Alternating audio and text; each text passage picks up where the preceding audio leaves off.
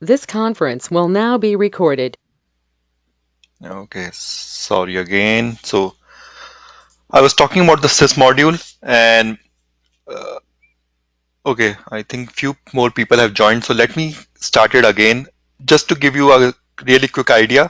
So this is how our day is going to look like, or the next 1 hour. So I'm going to cover the sys module first, then the get pass and get user, and then Paramyco, GitHub API, and regular expression. So first, let's get started with the sys module. And like I was saying, one of the common misconception about the sys module is sys has something to do with the system or the operating system. But last time we have discussed about this OS module, which is specific to your operating system, like how you're going to interact with the operating system. Sys has nothing to do with your operating system or the system. Okay. The main part of the sys module or the system module is a way to manipulate your different part of your Python runtime environment. So what do I mean by that? Different part of the Python runtime environment. So let me write. It has nothing to do with system. It is going to manipulate the different part of your Python runtime environment. This is very important to understand that. So let me show you what I mean by that. So not this one, not. So if I do import sys, right? And then in Python, we have this dir operation, which is going to show all the attributes or a method supported by this module. So as you can see that dir support the bunch of these methods and attributes, or this object means the sys object support bunch of methods or attributes. So if I run something called sys.version, okay, the version it is showing is 3.8.10. And like I mentioned, sys has nothing to do with your operating system. It is only going to manipulate your Python runtime environment. So whatever it is showing over here is the version of Python which is installed in this system. Okay. So I think I have clarified your doubt, or if you have any doubt, please ask now. Similarly, if you run sys.platform, it is showing you Linux. So it is showing in terms of this Python which is run. So Python which is installed. So it is saying that the version of Python, which is obviously because this is running on Linux, is in the terms of Linux. So the version of Python which I have installed in the system is compatible with the Linux, or it is installed on the top of a Linux. Okay. The next thing is we have a command called echo $path. And I will pause here for a moment. Anyone know what this command do? Like when we run echo $path, what exactly it shows?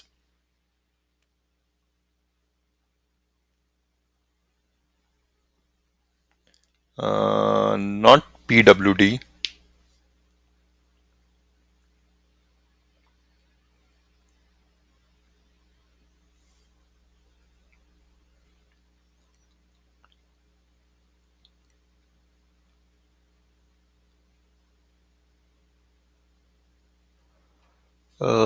Shamim, you are partially correct. Environment variables, no. So basically, uh, it shows you the operating means. For example, this is a Linux-based operating system. So when your operating system looks for a binaries, so it looks for a certain path. So those certain paths are like this user local sbin or user local bin. And these are the path where your binary is stored. For example, your ls command. So if you do something like which ls, right? Which is a by default, which is a, I think these are all the system binaries. So this does not make any sense, but let me show you some other command. So like for example, the bash stored inside the user bin bash. So how do a shell know like it need to look at these directory and find out this particular command? So let's say I wrote my own shell script and I want to make it so that let's say I wrote whatever be the shell script. Let's say hello world. and I stored this in like say test.sh. So I don't want to means give the complete path to run this shell script. So if I place this shell script in any of this environment variable path, these ones, then the operating system knows that to look into those paths and find out those that binary and execute it for me. Okay. So which means if I need to run this, for example, a bash command like this one, bash, I am not giving this entire path, usr bin bash. My operating system itself knows that it need to look into those paths and execute this binary. So similarly, Python look into some specified path, and on those specified, if it find out those Python script or a modules, it will execute it for us. And to look at those path, sys has something called sys.path. You are probably not going to use this in your DevOps environment, but in case if you are writing your own script and you want to make it executable or want to define to a certain path, this is where you are going to place your Python binaries. And by default, Python looks into those paths to search for those Python binaries. So in order to look at what are those paths, you can do it with the help of this attribute provided by sys called sys.path. Okay. Similarly, you have something called sys.modules. So basically, to launch this interpreter, for example, this Python interpreter itself, Python needs to do a lot of heavy lifting. It needs to run a bunch of these scripts and to list out, I mean, all these modules which run behind the scene and to run your particular script. So for example, if you're writing any script, Python need to load some of these library in the backends. And to look at what are those libraries or modules, you can do it with the help of sys.module. So once again, don't worry about these things. It has nothing to do with writing your scripts, but it is good to know, like sys provides us those functionality. Okay. Now, means that's just basic about script sys, and I think we don't have much time. Let me tell you what are the things which I have used in my script and which I see like most of the people who are using in their scripts in respect to sys module. So sys provide us something really important functionality. For example, the sys.exit. And moment I run the sys.exit, you see that I am out of my Python console. So this is one functionality which I used heavily in my code. So let me show you with the help of one practical example where you can use it. I'm just giving you one example, but it's completely up to you how to use this. So for example, we have this last week, we have learned about this OS module and similarly the sys module. And those guys who are completely new to Python, uh, the import functionality means we are loading this module. We are bringing that module into our script. Okay.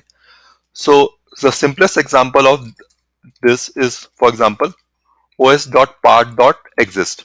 Last week we have learned about it. Let's say I am giving some random file name which does not exist in my system. So let's say my whole script depend upon this path, that this path need to be exist. And if this path does not exist, then there is no point of executing the script further. I'm just giving you some random example. And I mean, this is actually an example which I have used in my code, which is running in production. But just giving an example, let's say your script will depend upon this path. It should be etc or let's say some binary. I mean, it can be anything. Let's say it can be usr bin. There's some binary, and your entire script depend upon this binary. And if this binary does not exist, your script need to be exited. There is no point of executing the script. Let's say you have like bunch of lines after this where you are executing your code. So this is how you can use this sys.exit, and this is really important. This is like similar to, for example, if you have like a shell script, basically you exit out of that code because you don't want to execute the code further if this condition does not met. So this is one example of sys which I have used. I will again pause here for a second, and I just want to know from your point of view if you guys have used this in any other place.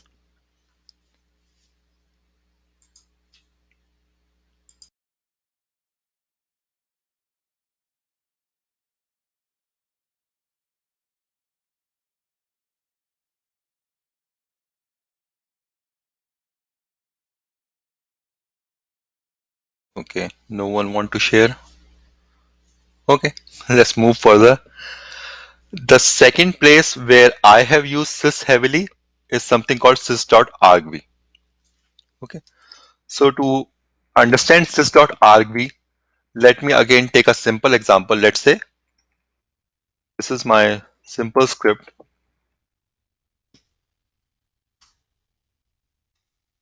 and I mean, let's keep this. There's no harm in keeping this imported. If I execute this script, everyone know like what is going to happen. It's just going to print out that hello world. Okay. Now let me pass some argument to the script. Let's say 1, 2, 3. Okay. Uh, Now again, okay, I want to make this session interactive. So how many people you do you guys think like if I'm going to pass this argument to the script, is, does the output of the script or does the script is going to behave something differently?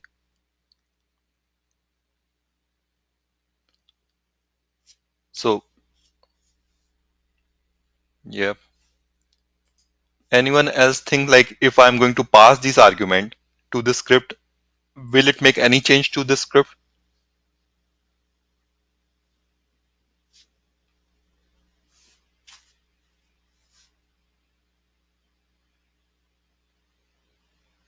Yep, you guys are right. So passing argument to the script is not going to change the output of the script. Exactly. So if I need to make a command line driven script, with a command line driven script means if I need to pass any argument to the script, how can we hold these these argument to my script? And to hold those arguments, we have something called sys.argv. So after this, like print hello world, let me print something called sys.argv. Okay. And just want to show you my means I don't know how many of you guys are using the PyCharm. One of the advantage I see with the PyCharm is like, see, if I am going to comment this code, you see that if I am not using this module, this part is not highlighted. So I mean, this is not important, but just one thing, like if you're writing a big script and you want to make sure that before checking that code in production or your CI/CD system, you want to see like if you are using all the modules or not. So for example, I'm not using OS module, so this is not highlighted. But if I just use this sys module, then this print statement got highlighted. Okay, so just my 2 cents for this. So now let me execute the script, and you see that this sys.rgv, because we have added this line called sys.rgv, you will see that this started holding all these arguments which we have passed to our script. Okay, so the first argument for that is always your script name. Okay, so think of it like in some of the cases where you need to print out the name of the script. So in that case, what you can do, let's say rather than doing this, I just want to print the first argument which I have passed to my script. So now if I re-execute this script, it will print this hello world, which is obviously this one, and the first argument which is passed to that script. Now if I make it 1, then it should be, or let me change this number so that it will much clear to you guys, like 100, 200, 300. The first argument is 100. Always remember it always started with 0. So 0 means the name of the script. The first one is one of the first argument, second argument, and third argument. Okay. So this is one of the example of the sys.rgv if you want to pass any command line argument to the script. So let me give you one example. So let's say you're writing a code, okay, and uh, okay, let me start with a really simple example. Let me say you are writing a utility in Python. So you all know we have a command called ls-l, and let's say I'm passing the etc directory. So it is going to list out all the directories for me. So my code is like I am writing my own version of ls, but in case of Python, and I want to accept a command line argument from the user. So user can pass /etc or user can pass /bin, whatever it is. So these arguments I need to accept from the user. And in those cases, I can use sys.rgb. So means for listing out the file, I'm going to write the logic, but to accept those arguments from the user, I can use this sys.rgb. So for example, like I show you, the 0th argument is your script name, but the first argument is whatever you're going to pass. Then you can write other intelligent logic on the top of it. For example, if length of this sys.rgb is not equal to 2, let's say, or 1, then you can write it for the sys.exit. But if it's greater than 1 or equal to 1 or more than 1, then you can execute your logic. Okay. So this is little bit about sys.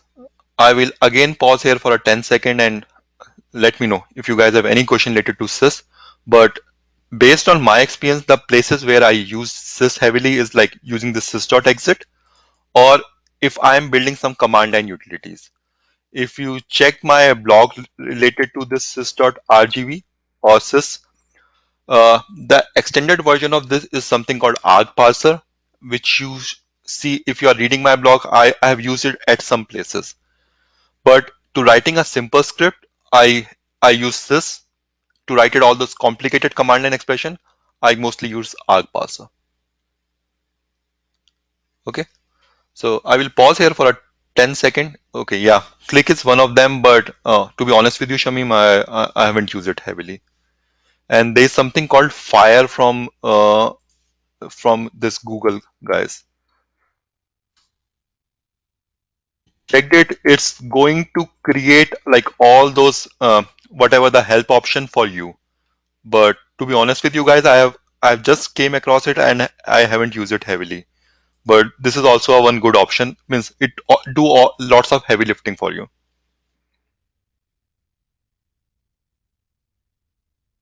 Like I mentioned, I am going to pause here for 10 seconds. Let me know if you have any other question, or like, thanks Shamim for sharing about the click. But if you guys have used any other module or any other way to handle that, let me know, or let's share with the rest of the folks.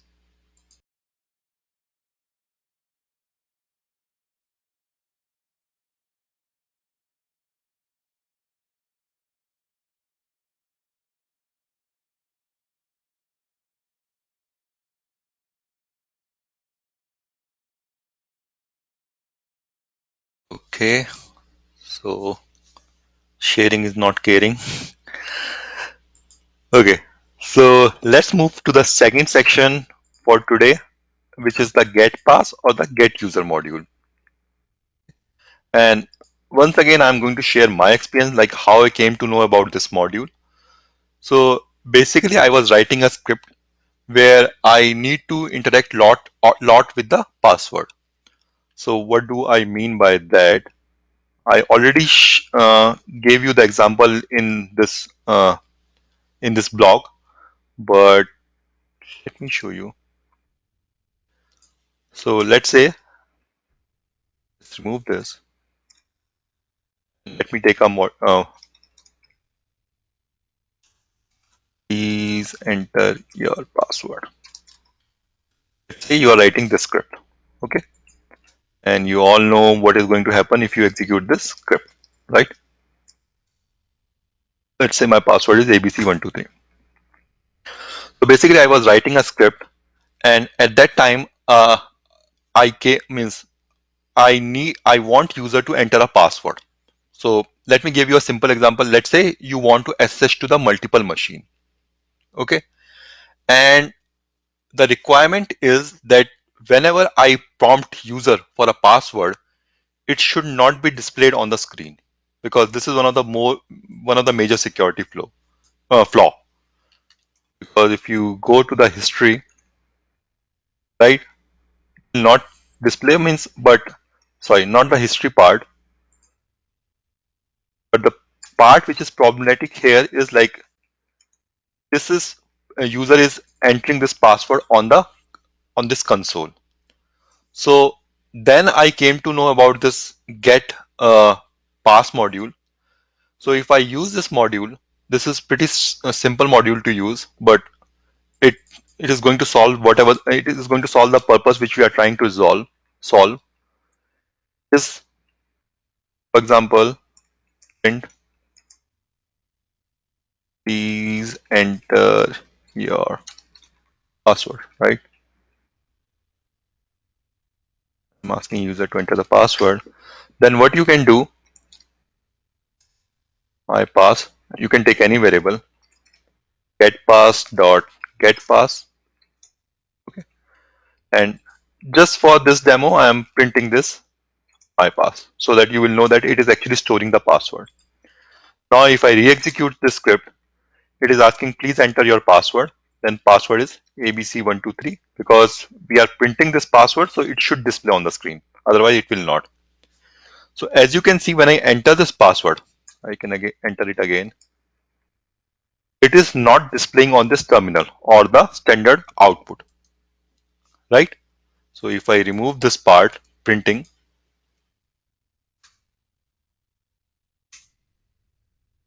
so this is one of the simple purpose of this get pass module. If you even remove this line, okay, that is just for the clarity, okay, you will see that it is prompting you for this password, and the password you are entering is not displaying on your console. So that is a simple use of this get pass module. Okay. Now, when I was working on this, one of my colleague during the code reviews told me that, okay, this is fine, but it is not solving the purpose. Like this is not very interactive. Like user might not know that what exactly he needs to done. So he want me to give some more interactive information. For example, like we have done it earlier, right? We have asked user to please enter your password, and then I'm asking him to do this, right? So I was looking for something, so I came to know that this provides something called prompt,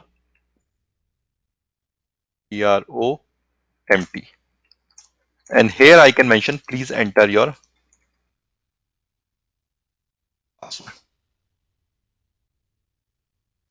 So now you will see that it is much more interactive. Like user exactly know what exactly he needs to do. I mean, this is also interactive, but here you are giving much information to the user. Okay. So this is simple use of get pass. In whatever case, if you asking user for prompting for a password, like I gave you the simple example, if you need to access to the multiple servers, but you don't want that password to be outputted into a console, then in that case, you can use this get pass module. And by using this prompt, you can even change the prompt, whatever the prompt you need. Okay. And similar to get pass, there is something called get user. Okay.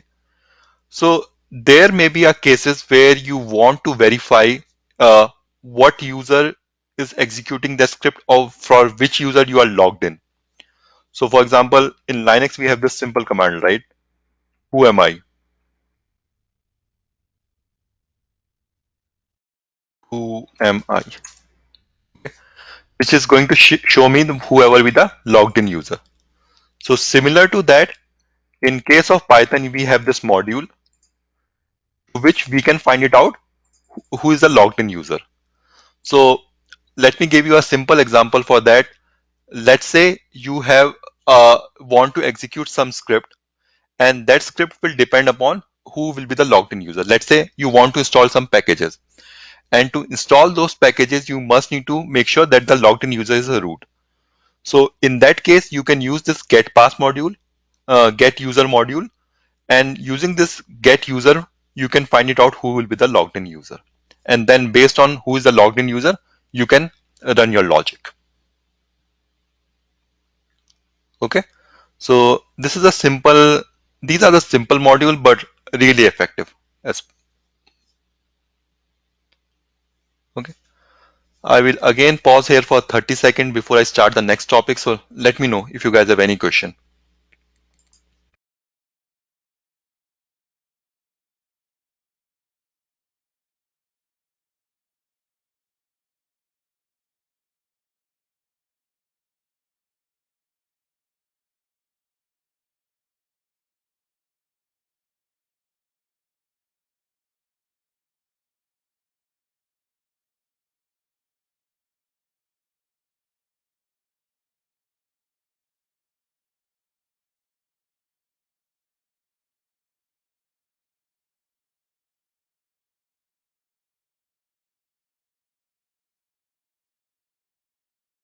Yeah, Himanshu. So then do it prompted again? No. So in that case, you can either use a while loop where you are asking the user to again enter the password. But no, the simple function of this module is not to do that kind of a logic.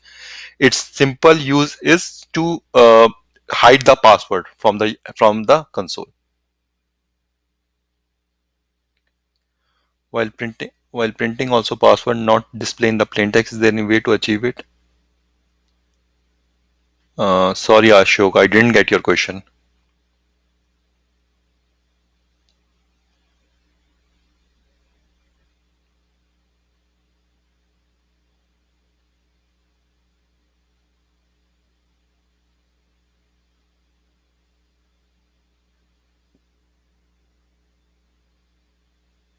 Okay. While we are waiting for other question, let me, because we only have 30 more minutes now. So let me go to the to the next module, and then I will come back to all the questions you guys have. Next is the Paramicro module. Okay. And this is again, I will say, means you are not going to use it heavily, but it all means it only depend upon your requirement. So similarly, like I told you guys, in my case, I have a requirement where I need to log into a multiple servers, and that is required in order to create a monitoring script and to execute a particular command. And in that case, I have used this module. So your use case might be different, but the simplest use of this Paramicro module, if you want to uh, logged into a multiple server and if you want to execute a command. So let me tell you one more thing which I think I have forget to mention in the blog. It's called Fabric. In one of my consulting job, I have used this Fabric module. Fabric, I mean, not module, but I will say this is one of the tool that I have used. And under the hood, it uses the Paramicro module. So basically, whatever we are going to do it now, this all this heavy lifting will be taken care by the Fabric. So let's say you want to run a command on thousands of servers. So that you can do with the help of this Fabric module.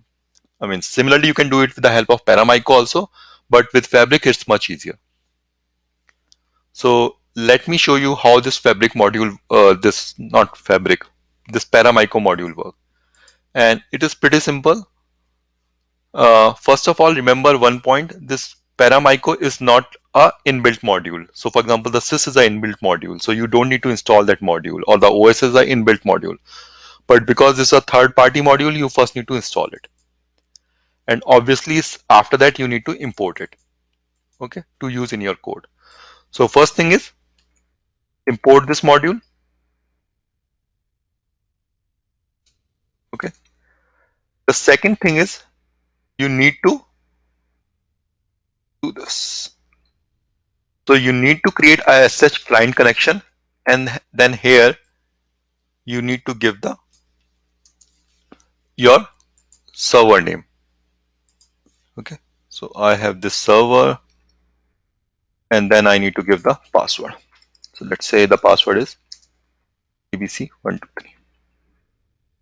Okay, and the next thing is whatever the command you want to execute. So let's say I want to execute this command. Okay, and this command is going to display the output on the standard out. Okay, which we are going to see it now. The next thing is there may be a command which can accept the input. So the similar way, for example, if we are doing a SSH, or let's say I'm executing a command called sudo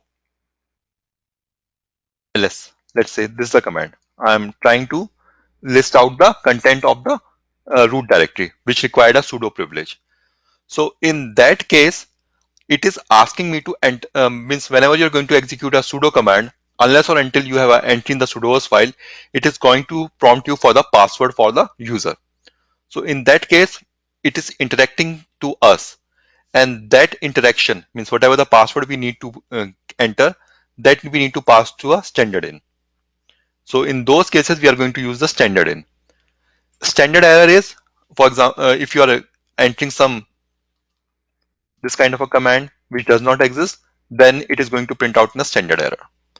So basically, what we are trying to achieve here is like using this after establishing this connection, entering this credentials, what we are trying to do, we are executing this command.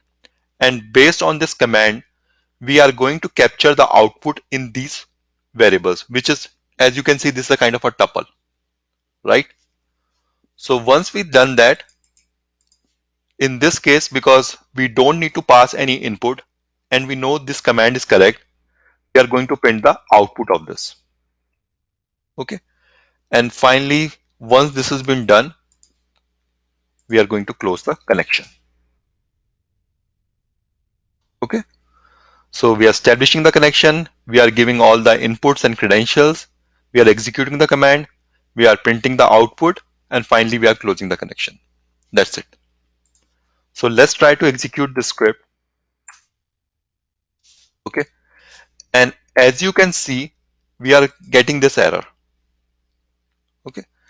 Now, for the timing, just forget about Python and let's try to SSH to this server by using simple SSH command.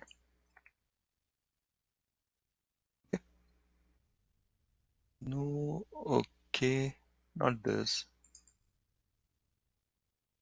Want to show you something. If I did not accept the host key, then you're going to see that error. Okay, so I think I have accepted the host key. Okay, I was not able to. Let me do one thing.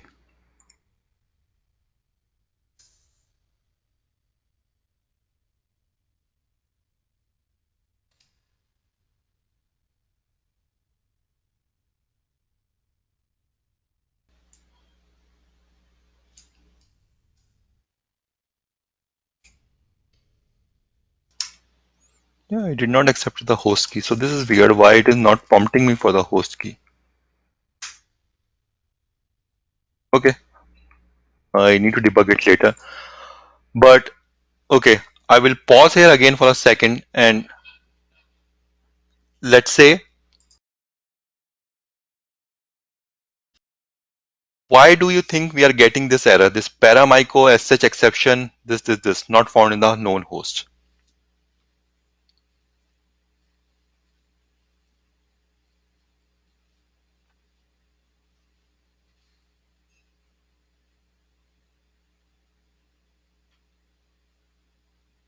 Yep, Himanshu is correct.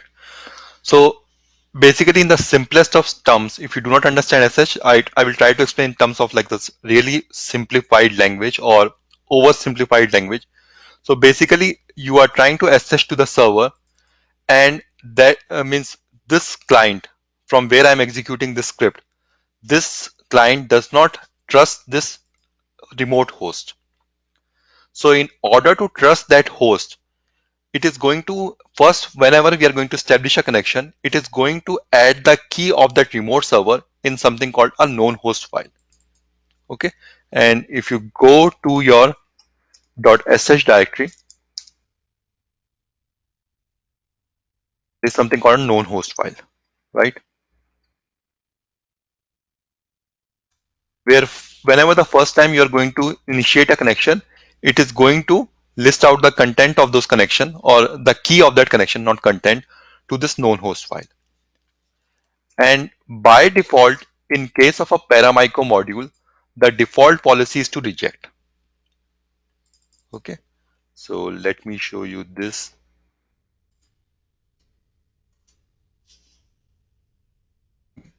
So if you scroll down, and you will see that the policy for automatically rejecting the unknown host name and key. This is a default policy.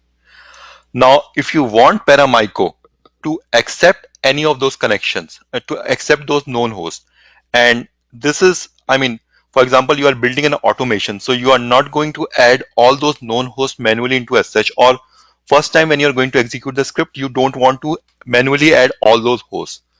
So to bypass that, what exactly you need to do? There's a class in Paramicro called auto add policy. So what you need to do, you need to enter this class into your code. What I mean by that, this is what you need to do.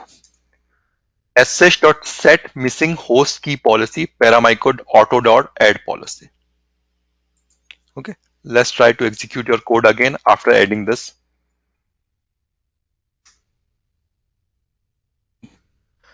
So as you can see, this time I am getting the output of free-m, but at the same time I am getting this traceback exception that none type object has no attribute time.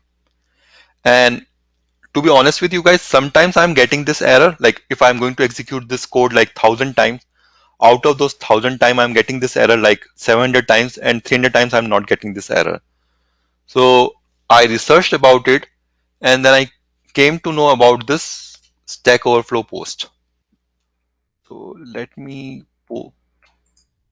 show you guys that Stack Overflow post.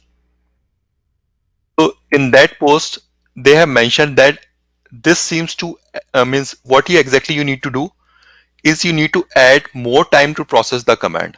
And this is especially true in case of Linux, in case of AWS servers or any cloud server where you want to execute this command.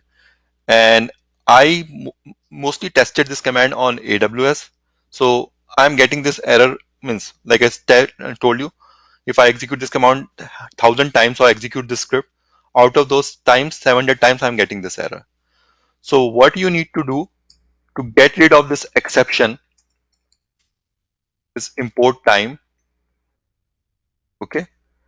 And then just before executing, getting the output out of the standard out, you can sleep for 5 seconds. This is in second.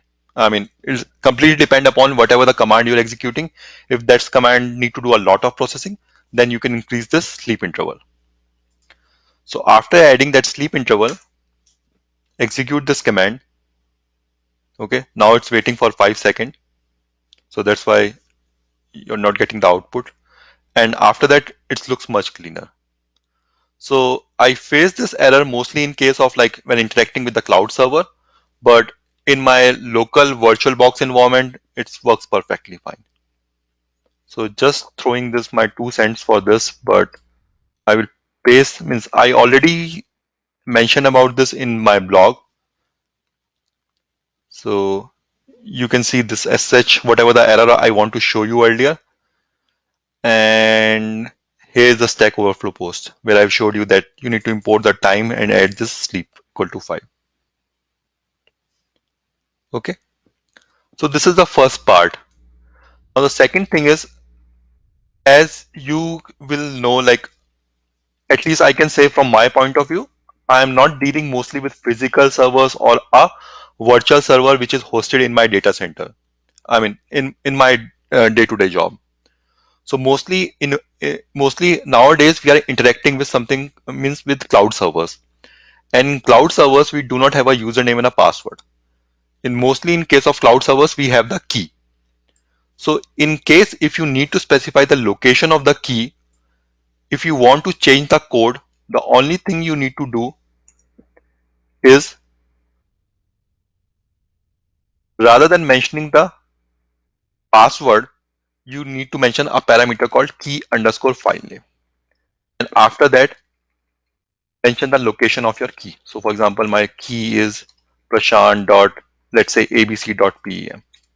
And obviously whatever the username you want to connect. So let's say I'm connecting to some AWS EC2 instance which is running the AWS AMI. So obviously I need to change the username. And then I need to give the location of this key file. Okay. So that's the only change you need to do in your code. Rather than specifying the password, you need to specify the key name. Okay. Except for that, there's one more case where I have used this Paramicro module, is uploading or downloading the file. So in case if you want to upload or download a file to a multiple servers, there's the only thing you need to do is, instead of using this something called where is that? SSH.client. To establish a connection, you need to do ssh.open.sftp. And then you need to specify the source file and destination location. Similarly, for uploading the file, you need to do the put. So for downloading, you need to do a get, and for uploading, you need to do the put. And rest of the code is the same. So this is one more place where I have used this Paramicro module, and that is one of the use case where, for example, there is one particular location where developer is uploading the file, and I need to download that file to one of the server and do some processing on the top of it. Nowadays we have the S3, but this is one of the edge case where we have some local storage and where I need to download the file from that location to a particular server and need to do some further processing on the top of it. Okay, so this is a little bit about Paramicro module. Like I mentioned, if you want to explore this further, either check their documentation or check this Fabric tool. I really like that tool. Like I used it a lot earlier in one of my consulting projects, and under the hood, it is using this Paramicro. Okay, I will pause here again for a 10-second. If you guys have any question, let me know.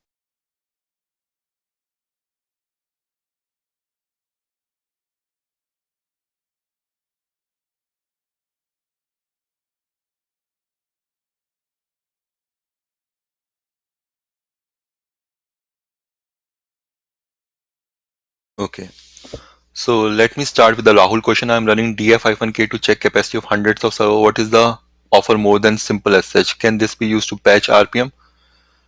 700 so what is the offer more than simple? Yeah, I mean, it's a simple thing. It's just that you are running with the help of this Python script.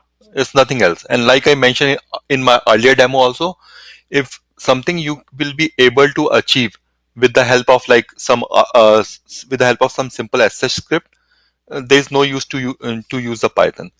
The only thing which I like about Python is, for example, like I mentioned here, you can capture all these standard errors in case of Python, right? So if my command is something like any of these command, so with the help of standard error, I can capture those error. I can use the try except block to even to like to catch all those exceptions also. Okay, so my code is not going to terminate, but it will even if it's need to terminate, it is going to terminate gracefully. So that is the advantage I feel while using Python. Okay, but if this thing can be achieved with the help of simple SSH script, please go for it. But at that time, my requirement was to write this in a case of Python because I need to integrate this script with some other script which is written by some other developers. Okay, can this be used to patch RPM install on multiple instances? Yes, definitely. You can do that. You might need to list a list of trusted hosts. Yes, you need to, right? I mean, you don't want to be like access to any host which is present in your environment. So definitely, you need a list of trusted hosts. Can we use a tool like configuration management? Ansible works like same. What is the difference? So Himanshu, in my case, but I have used it for a small environment. I don't want that overhead which is induced by Ansible. And Ansible, to be honest with you, it's a tool by itself which you need to take some time. You need to spend some time to learn it. So for that simpler task, this Paramicro module solved my purpose. So yes, I definitely agree. I even recommend you guys, like, in case if you have like a thousands of servers, you can use the this Ansible. But if you have a smaller requirement, definitely go with the this I mean this Paramicro module. Okay, any last minute question before we jump to the other module? We only have 12 minutes left. Any last minute question?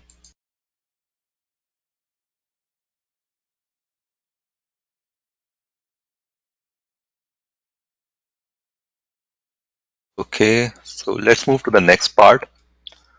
So yeah, actually we only have 12 minutes left. So GitHub API, that's a very specific use case, but regular expression is more general. So let me start with a regular expression, and if we have time, I will even try to complete this GitHub API also, but or give you at least some starting point from where you can explore this GitHub API. So regular expression. I mean, this is one thing which is even scare me right now, because regular expression itself is like a, people said it's like it's used for the pattern matching, but for me it's a language by itself. But the good thing is, like, once you learn this language, you can use it in any language. For example, you have the Perl compatible regular expression, you have the different kind of which is PCRE based, and all the others JavaScript based. So if you learn a regular expression in one language, that you can use in any other places. Okay. So for today's demo, I am going to use this website. Let me show you, called regexer. And then I will show in the last, I'm going to show you with the help of one Python demo also, like how you're going to use this regular expression using Python. So, I mean, with Python, we are going to use one module called RE, but this means once you know how to build the regular expression, you can use that regular expression, I mean, in any of your Python code. Okay. So let me start with a simple example. And once again, I will try to make it interactive and ask you guys. So first is matching these phone numbers. Okay. So if you guys encounter this kind of a problem, so let's say you have a log file. Okay. And in that log file, you have bunch of these phone numbers. How you are going to approach this problem? Like how you are guys going to find it out? Okay. Out of that, let's say thousand of lines of the log file, you need to find out these particular phone numbers.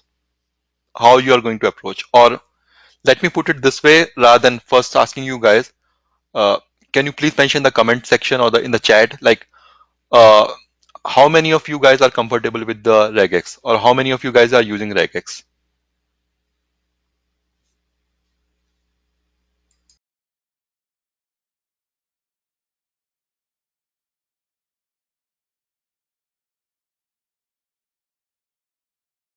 Okay. Okay, let me start with the really basic, and then if you guys think it's too basic, then I will jump to like something, a complicated expression. Okay. So in regular expression, you have all these like character classes, meta characters, you have the anchors, and I mean, the thing is, whenever you look at these kind of expression, this seems to be really scary at the first go. But they are not that scary if you understand what's going on behind the scene. So in case of regular expression, if you want to match the digit, and digit means 0 to 9. So let me start a new one. If you want to match a digit, and digit is 0 to 9, like I mentioned, you have something called slash d. There are other ways to match, but I want to start with something really basic. So in our case, we have this 1, 2, 3, which is a digit. So to match a first digit, I am going to use slash d. Okay. To match the second digit, I'm going to use slash d. And to match the third digit, I'm going to use slash d. Okay. So this match 3 digit. So you can see that in this case, wherever there is a 3 digit, like 1, 2, 3, 4, 5, 6, or 7, 8, 9, it is matching those 3 digit. If I'm going to add slash d, so now we have the 4 digit match. And in this case, we have only this 7890, right? So it is matching only those 4 digit, right? Now to match this hyphen or dot, this dot, I'm going to use a meta character called dot. Okay. And let's go back to my blog. And in that case, I have mentioned, if you scroll down somewhere, dot is going to match everything except new line. So I should have mentioned somewhere. Yep. Dot matches any character except the new line. So please be aware whenever you are using dot, means it's really dangerous, and sometimes it give you unexpected result. So for the time being, because we are just building this regular expression, let's use dot. And as you can see, dot matches everything. So for second number, this 456, let's use slash t, slash t, slash t. And again, we have after this, we have dot or slash. So let's use dot to match everything. And then slash t, slash t, slash t, slash t. Now, as you can see, using this regular expression, we have matched this phone number. And once again, this is just an oversimplified explanation of this. We will start building a much complex regular expression, but let's start with the really simplest and the basic one. Okay. Now, the problem with this approach, like we have done, is that let's say my phone number is then dot, we have this asterisk. Okay. We have this asterisk. Now, I only want to match the one with the hyphen and one with the dot, not with the asterisk. And as we have learned that dot is going to match everything except the new line. Okay. But now in our case, it is matching everything, right? So we don't want to match everything. So what we are going to use? We are going to use something called a character class. In the character class, I want it to match only the one which is either having this hyphen and or a dot. Okay. And same thing I need to do it here. I want it to match only the one with a hyphen or a dot. Right? So I don't want it to be a greedy regular expression. I want it to match only these things which I want to match. Okay. Clear so far? We are only using this slash d to match a digit. Then we are using this character class to match only what we want to match. And then, yeah, Rahul, I'm coming to that. First, let me know if you understand this really simple or the basic one.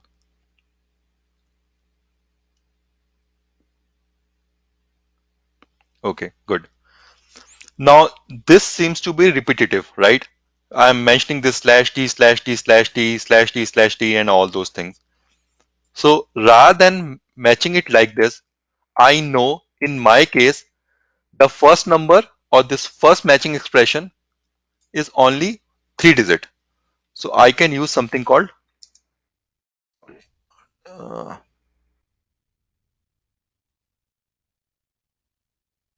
which is going to match exactly 3 digit. So if I am going to put like 4 digit here, it only going to match the 3 digit. So let me remove that. Similarly, I know, and this is only I'm going to use in a cases where I know that I exactly have the 3 digits, right? And in the last case, I only have the 4 digit, right? So in that case, I'm going to use, this looks much more concise rather than slash d slash d slash d to look really big. I make it more concise by mentioning this like this.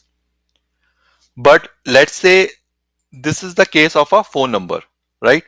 So similarly, I can do it with the help of IP address also, right?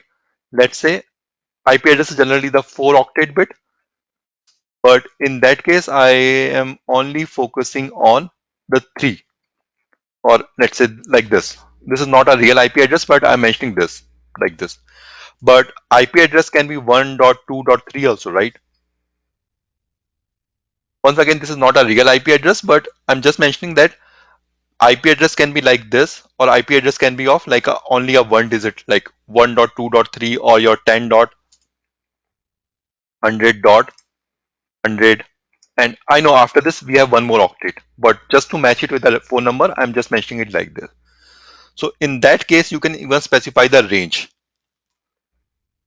So I will say my first digit or this first matching can be in the range from 1 to 3. It can be 1 or maximum it can goes up to 3. Similarly, it can be 1 or it can goes up to 3 or 4, 5, whatever be your matching number. And similarly, 1 comma 4, right? So as you can see, in that case, it will match even the one which is only having a one digit, and it can even matching even the one which is having a three digit. So it is covering all from 10, 192, 1, 123, all those. Clear so far? Or did I confuse you guys?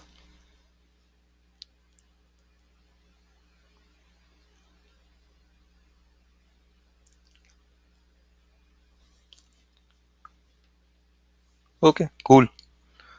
So this is if you want to match the exactly integer, means if you want to match the exact occurrence, then in that case you can specify the exact number.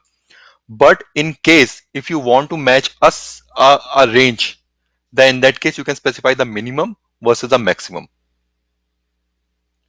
Okay. Now let's say my requirement is coming back to the Rahul question. Let's say I have a phone number like this, 800 dot anyone, right? Anything, 7 900 dot 123 dot 4567, right? I only want to match the one which is starting with 800 and which 900. I don't want to match 123 or this. So in that case, what I can do, similarly, the way we have matched, like for example, we only want to match this hyphen or dot, I can do 8, 9. So which means the first digit can be either 8 or 9. And then if we have the literal, for example, after that, we only have this 00. I know exactly after that it's 00. If it's not 00, then you can also use something called a range. For example, 0 to 9 and 0 to 9, which means your phone number can be, let's say, 810.123.4567. So if you want to match a range, but if you know that your phone number is exactly either starting with 8 or either starting with 9, then in that case, you can use this character class, and character class whatever you want to match. Okay. So if you want an exact one, you can define it like this. If you want a more generic one, you need to define it like this. Okay. If digit is clear, then we can go to our next example. I know we are running out of time, so I will go quickly over it.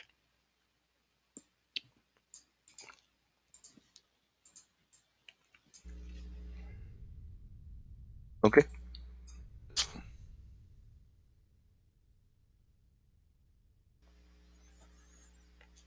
Okay. So this is one of the other common use case. One is this one, and the other one which I find it out is like in the log file. You need to find out the IP address. You need to find out the email ID. You need to find out the let's say the website name. Okay. So all those are one of the common cases which we used to encounter, and I already created a video. So if you guys have any question, just watch that video and let me know in the comment section if you have any question. So I mean I covered all those four common use cases which I have encountered. But if you guys have any other case which you have encountered, just let me know. Uh, I will help you out, guys, if you stuck somewhere. So the second use case is to match the email ID, right? So to match an email ID, how you are going to approach? Okay. So let first match this first email ID, which is this Prashant Lakhera. Okay. And last time I showed you that to match a digit, you can use 0 to 9, right? Similarly, to match a email ID, to match a word, you can use A to Z, or as you can see, the first email ID have a capital.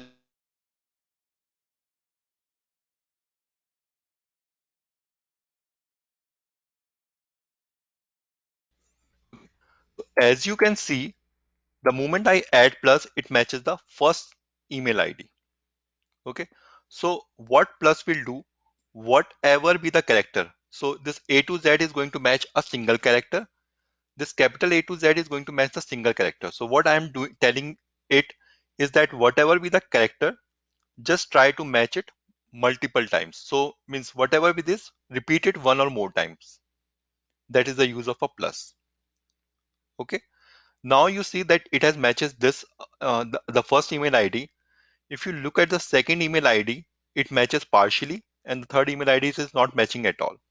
So let's try to match the last one first. So in the last one, you see that we have some digit. And so far, you know that to match a digit, we can use 0 to 9. Now it matches some part of a digit. But we have this hyphen and dot also. So what we can do, let's add this dot and hyphen also. Okay. So in the second email ID, we also have this hyphen. So let's add that hyphen. And as you can see, it matches all the email ID. Okay. So this is how you're going to match it. So one more thing which I want to introduce is it here. I know we are running out of time. Slash D is going to match a digit, but this is important. Slash W and slash S. Remember these three at least. So what this will do, slash D is going to match a digit, right? Slash W is going to match any word character. So if you want to match A to Z, capital A to Z or 0 to 9 or underscore, it is going to match. If you want to match a space, use hyphen S. So you will means this seems to be confusing, like why if we have slash W, why we want to use hyphen D, because slash W is also matching the digit uh, 0 to 9. But in case if you want to match us specifically for a digit, it is much better to use slash D rather than using hyphen W. Okay. Because in this case, if you are going to use hyphen W for a, only for a digit, you sometimes got some unexpected result. Okay. So this is how a regular expression look like. Now, this is a homework for you guys. Like try to match these ones. And I already mentioned this in my video. So if you have any question, just ask me. So this is one of the most common case where you need to match a regular expression in a file. So for example, if you have a log files and you need to pass all the this uh, URL from that log file. Okay. Now let me go quickly over the last use case, and unfortunately we will not be able to cover the GitHub module, but I will try to cover up in the next meetup. But I already have a video for that, so if you guys have any question, just ask me in that. So let me cover quickly over this, and it's pretty simple because you guys have now understand this regular expression part. It's much easier for you to build that, and I think I can just, oh, that code is on the top. Yep.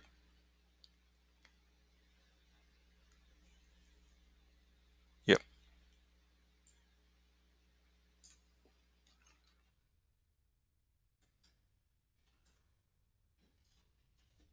So first thing as usual, you need to import the RE module, right? To import that regular expression. Now the next thing you need to do, or let me do with the help of the log file. Open, and let's say the file name is access.log. This file fread is equal to f dot read. And then I will pass, let's put this regular expression above, much easier. I will tell you what exactly I was doing, so don't worry. And we will pass this as a this one, but not this guy. Let me tell you what exactly I'm doing. So let me open this access.log. So this is one of the log file which we used to encounter. Like this is the Apache log file. Okay. and my requirement is to get this field, the IP address, which is the first field, right? And that we need to do with the help of a Python. So first thing which we are going to do is import this RE module. So for to use regular expression in case of Python, we need to use this RE module. Then we are going to build this pattern, and you have already seen how to build this pattern. Because this is IP address, so we have this 4 octet, and we have built the regular expression the similar way that we have built it so far. The next thing which what I am doing is I'm opening the file and creating this file handle and reading this file. Now, in order to match it, I need to use a method called findAll. And findAll accept two arguments. First is the pattern, and pattern is nothing but the regular expression, this one. And you've already seen how to build it. And the next thing I'm passing is this file handle that we have opened to read this file. Okay, let's try to execute this script. 3. And as you can see, you have got all the list of IP address in that file. And if you have time, just watch my video. I gave you some other stuff also. So for example, if you look at this exercise, what I have showed you guys in this video, actually it's a two-part video. You are first going to read this log file. The second thing is you need to count out the number of time the IP address repeated in this file. So the output which we have got, let's say we have this, for example, this IP address, you see this is repeating multiple times. So what exactly you need to do in this is like to count the number of times this IP address repeated. The third thing is just a bonus thing. If you want to save the output of this IP address and the count in a log file. And finally, what we have done, like I showed you sys, similarly, we have this argparse module to make the script a user friendly. So what I mean by that is that, see, this is how it's going to work. First, we we have done the same thing, but now we are counting this. Okay.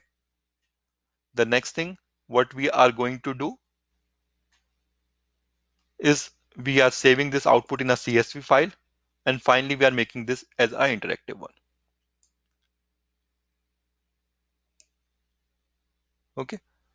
Yeah, Shamim, we have other ways to handle those, and that I haven't not covered in it. We have the pandas library through which we can read the CSV file. We can do a multi-threading to handle those kind of edge cases. But yeah, honestly, it is not for that much amount of a big script. But there are ways to handle it. And if you have any question, I just ping me on the Slack channel. I can give you the pointer how to do that if it's a really big file. And that's a really valid question. And honestly, those kind of a things are not being handled by these kind of a Python script. In those cases, we are going to save those results in some kind of a database or in some in-memory database. And there are ways that you cannot you do if you don't want to read the complete file, you can read that file in patches. So for example, I first want to read like this 1000 line, load that into a memory, process it, and then save it. Okay. And one other way which I have handled this use case is like storing the result in Elasticsearch, and then I have retrieved those results. So there are multiple ways to achieve it, but I'm just giving you one of the way how to do that. Okay, so if you guys have time, just try to read this day 14 blog, not day 14, day 11 one, where I mentioned how to do that. But yeah, in future I'm going to create a videos or these kind of a blog, probably on day 50, where I'm going to cover the Elasticsearch and what Shamim ma'am asked me how to tackle those kind of a situations. Okay, so I know guys we are way over time. Any last minute question?